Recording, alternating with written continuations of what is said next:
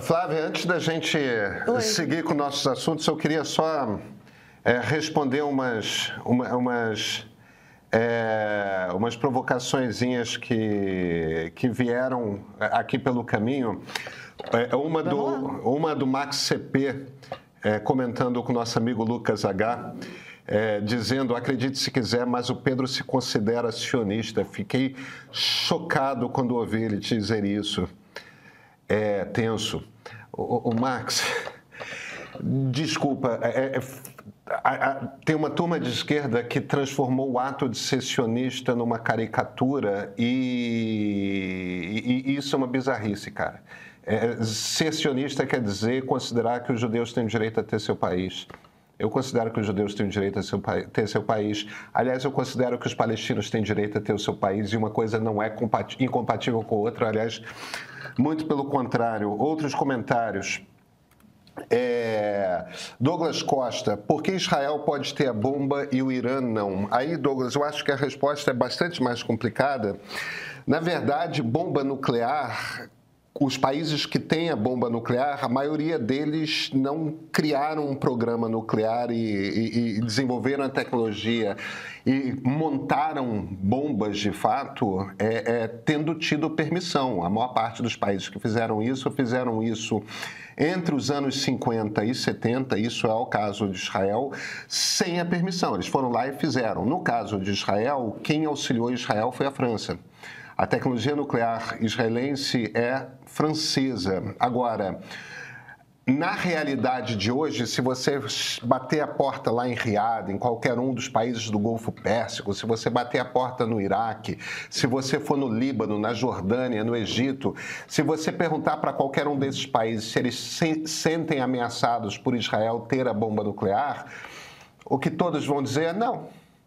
E todos se sentiriam ameaçados se o regime dos ayatollahs tivesse a bomba nuclear. Por quê? Porque é um regime instável, é um regime que atiça conflitos em toda a região e é um regime que eles temem pode vir a usar a bomba nuclear. É a mesma razão pela qual ninguém realmente no mundo se sente preocupado dos Estados Unidos, mesmo com Donald Trump, ter bomba nuclear. Porque os Estados Unidos, depois de Hiroshima, não usaram mais e não ameaçam, não saem por aí ameaçando o que vão usar. Vladimir Putin na Rússia ameaça que vai usar. Essa é a grande diferença. E por último, a provocação eu vou deixar para a Flávia, do Danilo Martins. Porque quando o Pedro fala, Flávia, deixa eu só sublinhar uma coisa, interrompendo ela não responde, não deixo não. Sexta-feira, 13, queremos confusões engraçadas ao vivo. Flávia, por que você não me repreende? Eu acho que estão me acusando discretamente ou não tão discretamente assim de mansplaining. É o Danilo, né? Oi, Danilo, tudo bem?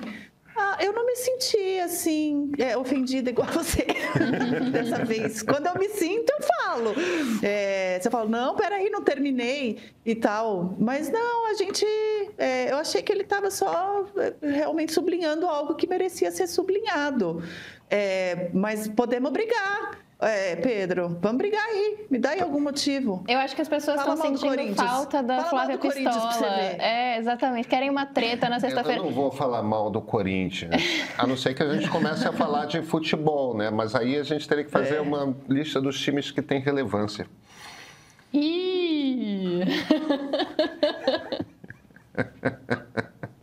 Tá vendo que desnecessário? Vamos falar de Mauro Cid, pessoal. Pronto, Danilo. Tá feliz, Danilo? Tá vendo? Depois eu acuso o Pedro de ter coração peludo e vocês não entendem por quê. Danilo, mensageiro do caos. Não, mas tá tudo certo. Meu time tá em fase de muita turbulência na cúpula que se reflete nos gramados, sabe, Pedro Doria? Tipo o Brasil, assim, manda prender, manda soltar. Quem que é eu não sei te responder quem é o atual presidente do Corinthians, porque tem mandado de segurança, tem golpe, tem tentativa de golpe que dá errado, e o Xandão. Aliás, deixa eu fazer uma convocatória aqui. Ô, ministro Alexandre de Moraes, o senhor é corintiano, roxo.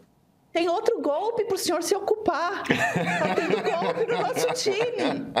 Dá um jeito nisso, Xandão, pelo amor de Deus.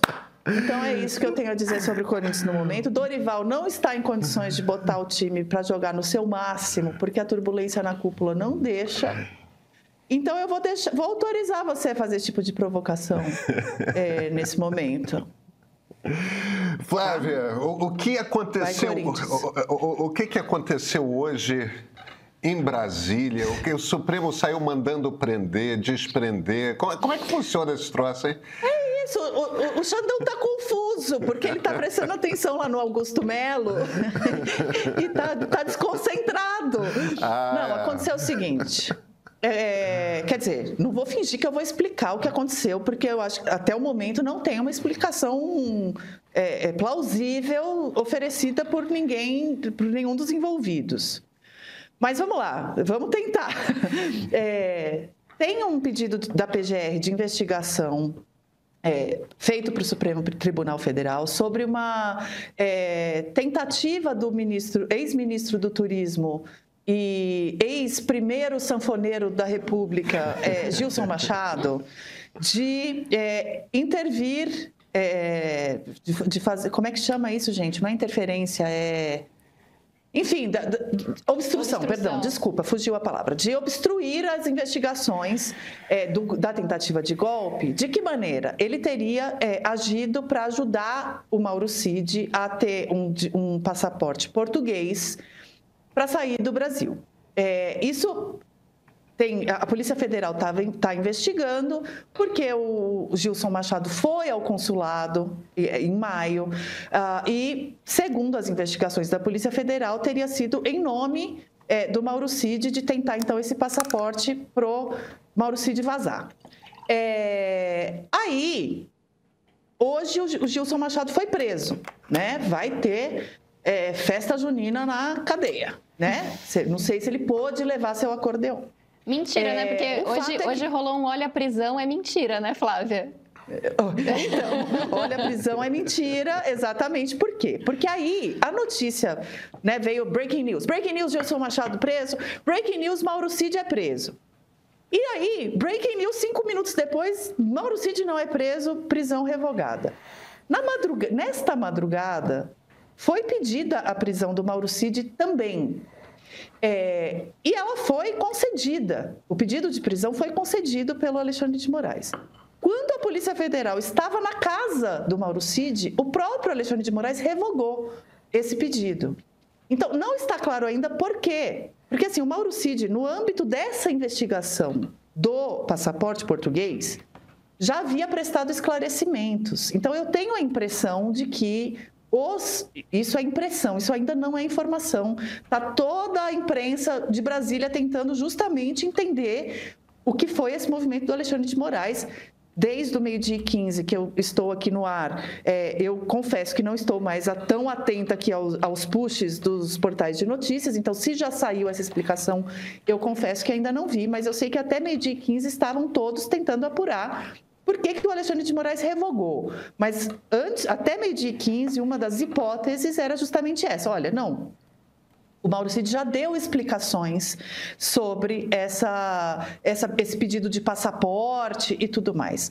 Acontece que, paralelamente a isso, então não é parte da mesma conversa, mas paralelamente a isso, tem 2 fatos novos que aconteceram de ontem para hoje. O primeiro, que foi revelado pelo César Tralli, do portal G1, da Globo News e da Rede Globo.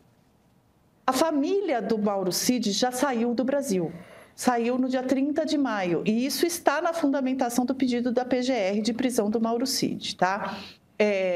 Pelo que eu li ali do texto do G1. Então, filha, mulher e pai de Mauro Cid, o Mauro Lorena Cid, que está, inclusive, se eu não me engano, como investigado no inquérito das joias, porque foi onde o Mauro Cid decidiu, foi quando o Mauro Cid decidiu delatar, inclusive, né? Foi quando chegou no pai dele no inquérito das joias, que é outro inquérito. Eles saíram do Brasil, eles estão nos Estados Unidos. E eles não tinham nenhuma restrição, eles não estavam com o passaporte retido, eles não infringiram a lei ao sair do Brasil. Acontece que, quando você tem um processo do Mauro Cid evoluindo, né, o inquérito do golpe está andando, encerrou a fase de instrução, está caminhando para alegações finais e julgamento. E a família desse cara vaza, e aí, ao mesmo tempo, tem um ministro com indícios de tentando um passaporte para ele também vazar. É claro que a PGR enxerga nisso um conjunto de coisas que são suspeitas e que falam, olha, tem um sinal de alerta aí. Então, o contexto dessa confusão é esse. O segundo fato novo é que, não sei se os mais atentos notaram, mas no depoimento do Jair Bolsonaro, na terça-feira, a única pergunta que o Celso Vilardi fez, na verdade, no depoimento do Mauro Cid, na segunda, a única pergunta que o advogado do Bolsonaro fez ao Mauro Cid foi sobre uma conta de Instagram, Gabriela R702, se ele tinha conhecimento, se o Mauro Cid tinha conhecimento dessa conta. O Mauro Cid, desde que decidiu delatar, está proibido de ter redes sociais e, mais do que isso, de conversar com outros, com terceiros, além dos seus advogados, sobre a delação. Ele não pode conversar sobre o que ele está delatando, né? Porque isso também configura obstrução de justiça e fere o próprio acordo de delação. E essa conta Gabriela R702, a revista Veja revelou nesta madrugada, foi usada para trocar informações sobre a delação. O Mauro Cid foi pego no pulo, mentindo para o Alexandre de Moraes, dizendo que não sabia que conta era essa. Na verdade, o Celso Vilardi primeiro pergunta, você está usando alguma rede social? E ele diz, não estou. E aí o Celso Vilardi fala, e a conta Gabriela R702, você conhece? E aí o Mauro Cid, né, aperta, com perdão da imagem, e fala, talvez essa conta seja da minha mulher. Não sei, não tenho certeza. Se entrega. Então, esse conjunto de informações novas, né? Então, a saída da família dele do Brasil, a revelação, a confirmação da revista Veja de que essa conta existiu, ela já foi deletada depois do interrogatório do Mauro Cid. Coincidência.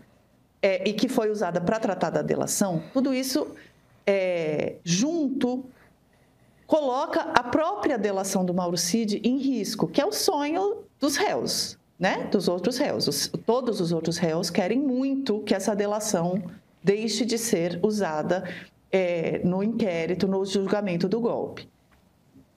A delação do Mauro Cid não é a única prova, nem de perto, não é o único elemento de acusação contra os réus, mas é um elemento muito importante.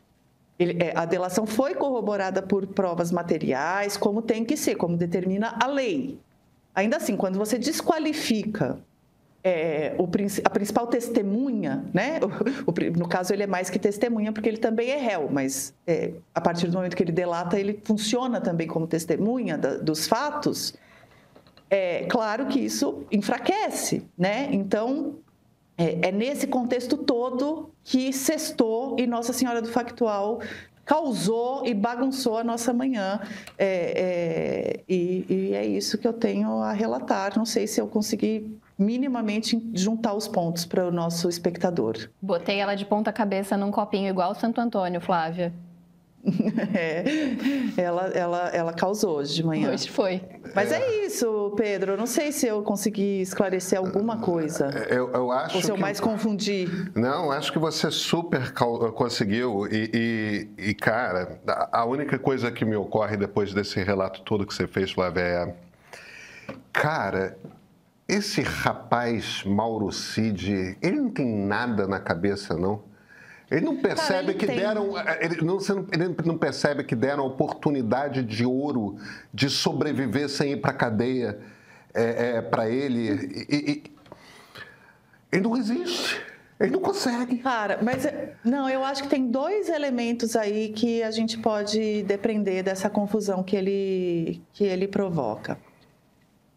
Quando você lê as mensagens que a conta Gabriela R702 trocava, que é ele, né? É o Mauro Cid, tudo indica, né? Eu não vou... A PF está investigando, mas tudo indica que era ele. Ele fez um jogo duplo esse tempo todo, que é muito revelador, inclusive, da cabeça do militar. Deixe-me voltar a vender a edição de sábado, R$15 por mês, assine, tarará. Que é assim, ele fez essa delação porque ele é medroso, ele é covarde. E ele está com muito medo. Ele está querendo fugir porque ele está com medo da cadeia. Mas ele também tem muito medo do julgamento dos seus pares. Ser um delator, sendo um militar, é algo que desonra muito o militar. A gente tem conversado com alguns militares para produzir um material muito especial para o segundo semestre, para o nosso streaming, para o nosso assinante premium, assine R$15 por mês, e tem depreendido isso de uma maneira muito concreta, muito palpável. O tamanho da desonra que é um militar delatar o outro, ou difamar o outro, ou atacar o outro de qualquer forma. Prova disso é que muitos desses militares que a gente ouve, ou desses estudiosos de militares, entendem que o Walter Braga Neto, por exemplo, um dos maiores temores dele não é ser acusado de golpista. Todo o depoimento dele inteiro na terça-feira, que, aliás, foi até apontado como um erro de estratégia por alguns advogados, não foi no sentido de negar a participação numa tentativa de golpe. Foi se concentrar em negar que ele tivesse difamado o comandante do Exército, Freire Gomes. Porque o que pegou mal entre os milicos, entre os seus pares, foi ele ter feito isso. Foi ele ter tentado pressionar e difamar um general. Então, assim, quando você transporta isso para um tenente-coronel disciplinado, enfim, como a própria Monique falou, um aluno dedicado, um militar de carreira, afinal, né? Eu acho que ele tem um conflito bastante concreto nas mãos dele. E assim, gente, eu estou humanizando aqui o Mauro Cid, né? Mas obviamente que a gente não vai esquecer, eles todos estiveram envolvidos numa trama golpista, enfim, de imensa gravidade, e esperamos que todos paguem por isso na letra da lei, certo? Vamos pinar isso aqui. Agora, tem um fato também de que ele é um cara que foi criado com cabeça de militar, que viu o pai envolvido nas tramóias todas. O pai é aquele que tirou fotinha das joias com o próprio reflexo no celular, assim, um dos momentos mais saborosos dessa confusão toda, dessa tramóia. Mas o pai dele é um general querido no meio militar, que talvez acabe preso também. Pois Flávia, desculpa, eu ia te perguntar exatamente sobre isso, porque acho que a saída da família antes dele tem exatamente a ver com isso, né? Ele tá com medo de perder o acordo e a família saiu primeiro exatamente porque era um ponto sensível ali, né? É algo que está caminhando para acontecer. E eles... Todos esses bravateiros golpistas têm muito medo de ser presos. E têm muito medo da desonra entre os militares. Lembrando que, inclusive, se condenados, o próximo passo na própria justiça militar é justamente esse. O julgamento do Superior Tribunal Militar, que decorre da condenação civil, é o da desonra, é o da perda da patente, é o da perda... É desonra mesmo, é indignidade o termo, né? Então, assim, não é algo banal para eles, né? E eu acho que o Mauro Cid se vê nesse conflito e se embanana todo, e se embanana mais ou menos, porque eu não acho que tenha sido uma atrapalhada. É uma tentativa de fuga, é uma continuidade criminosa de envolver um ex-ministro de Estado na tentativa, tudo indica, né? A PF ainda vai apurar, indiciar tudo direitinho, mas ao que tudo indica, são pessoas envolvidas em fraudar documentos ou em obter documentos para fugir. Então, assim, não é uma bobagenzinha. Mas eu acho que ela vem de um lugar de profundo conflito do Mauro Cid, assim. Eu acho que ele é uma pessoa em muito conflito. E com muito medo. Eu acho que você, Flávia, é uma pessoa muito generosa. Eu não sou uma pessoa tão boa quanto você. Eu sou um coração. Meu coraçãozinho você não é docinho peludo, de coco. É pelado. Eu tenho um coração peludo, pois é. Eu admito. Em 2018, Jair Bolsonaro, um político abertamente hostil ao regime democrático, chegou aqui, à presidência da República, pelo voto. Ninguém pode ter a ilusão de achar que não há conflito em democracia. Não, os regimes democráticos são muito conflituosos. E 4 anos depois se movimentou para continuar aqui, mesmo não tendo votos para isso. Democracia é um regime intrinsecamente frágil.